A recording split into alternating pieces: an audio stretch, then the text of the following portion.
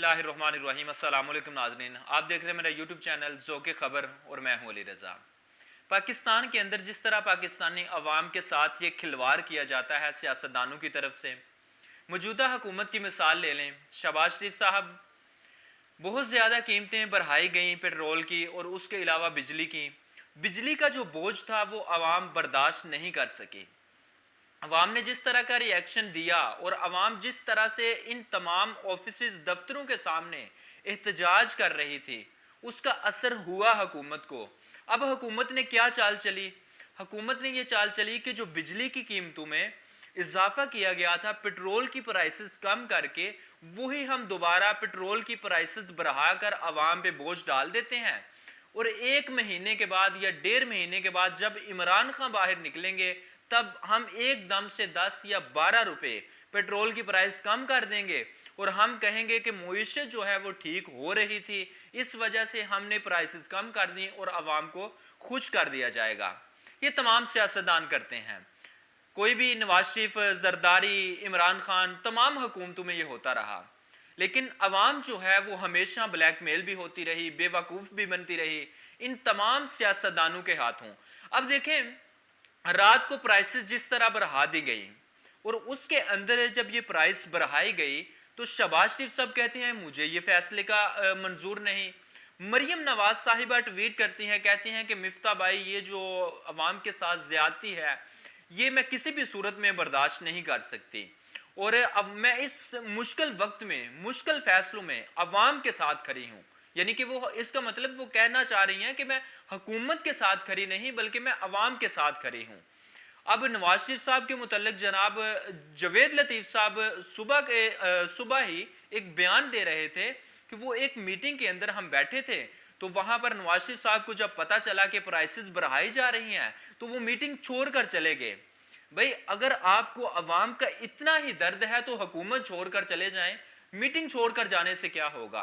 तमाम हुक्मरान माजरत के साथ कि मीटिंग छोड़कर चले जाएं, अवाम को तो कुछ रिलीफ मिले, कोई नया आए, वो इस सेटअप को संभाल तो सके। मरियम कहती है मिफ्ता भाई ये मुझे मंजूर नहीं, शहबाज शरीफ कहते हैं मुझे पता नहीं, नवाज शरीफ कहते हैं कि मुझे भी मंजूर नहीं ये मुश्किल फैसले। अब हुकूमत आपकी है, आपके दौरे इक्तदार के अंदर ये तमाम काम हो रहे हैं, तो आप में से किसी को भी नहीं पता, तो किसको पता है ये प्राइसेस कौन बढ़ा रहा था? अब ये तो रही खबर जनाब, जो प्राइसेस बढ़ा दी गई, जो आवाम के साथ ज्यादती होती है। फिर उसके अलावा नवाज शरीफ साहब इसी मीटिंग के अंदर सुबह अब्दुल्ला सुल्तान साहब को इंटरव्यू देते हुए जवेद लतीफ़ साहब ने कहा मॉर्निंग शो के अंदर कि नवाज शरीफ साहब वापस आ रहे हैं सितंबर में, और नवाज शरीफ साहब जब वापस आते हैं तो उस वक्त हम उनको जेल नहीं जाने देंगे। जेल किस तरह जाने से रोका जाएगा कि नहीं जाने दिया जाएगा? इमरान खान को नाअहल करके इमरान खान को नाअहल किया जाएगा और उसके बाद नवाज शरीफ की जो नाअहली है उसको इस तरह ख़त्म करवाया जाएगा कि अब इमरान खान को भी आप नाअहली ख़त्म करो और नवाज शरीफ की भी करो, तो फिर दोनों मैदान में आए, इलेक्शन लड़ें और पाकिस्तान के जो जमहूरियत के फैसले हैं, जो इक़्तिदार और रबाब इख्तियार जिन्होंने बनना है उनके फैसले हैं, पाकिस्तान के जो पुलिसियाँ हैं वो बनाने के फैसले, यानी कि सियाह सफ़ेद के फैसले वो हुक्मरान करेगा जिसकी अक्सरियत होगी। इस तरह ये फैसले किए जाएंगे और इस तरह बेशुमार बातें की जवेद लतीफ़ साहब ने। तो ये जो तमाम बातें होती हैं ये कहाँ से आती हैं, कौन करवाता है? कोई कहता है न्यूट्रल, और जवेद लतीफ़ साहब आए, उन्होंने कहा कि कल जब इमरान खान लाडला था, और कल इमरान खान लाडला था, आज शहबाज शरीफ साहब लाडले हैं। तो ये लाडला कौन है? आज तक अवाम को पता नहीं चल सका कि लाडला कौन है। नवाज शरीफ साहब किसी वक्त में होते हैं, फिर इमरान खान लाडले बन जाते हैं, फिर शहबाज शरीफ लाडले बन जाते हैं। आजकल पता नहीं कौन लाडला है, क्योंकि आजकल तमाम लोग कहते हैं वो न्यूट्रल है।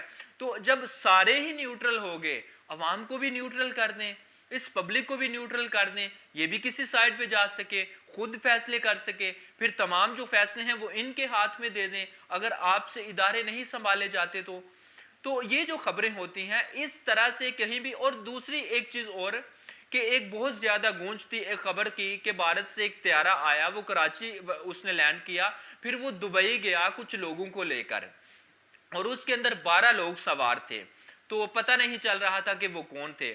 आज वो फिर खबर आई जियो न्यूज़ के ज़राए के मुताबिक कि जियो न्यूज़ ने यह खबर दी। उन्होंने कहा कि ये जो 12 लोग, ये त्यारा था, पीटीआई के लोग ये खबर जो है वो शेयर कर रहे थे और सवाल उठा रहे थे। एंकर इमरान रियाज खान साहब ने भी ये सवाल उठाया और इसके अलावा बेशुमार सहाफ़ियों ने। तो आज पता चल गया कि वो जो त्यारा आया था उसमें 12 लोग सवार थे और 10 लोग जो थे वो पाकिस्तानी थे और वो एक फ्लाइट थी अमेरिका की जो दुबई के थ्रू जानी थी और उसके अंदर 2 लोग जो थे वो अमेरिकी थे और वो सवार थे।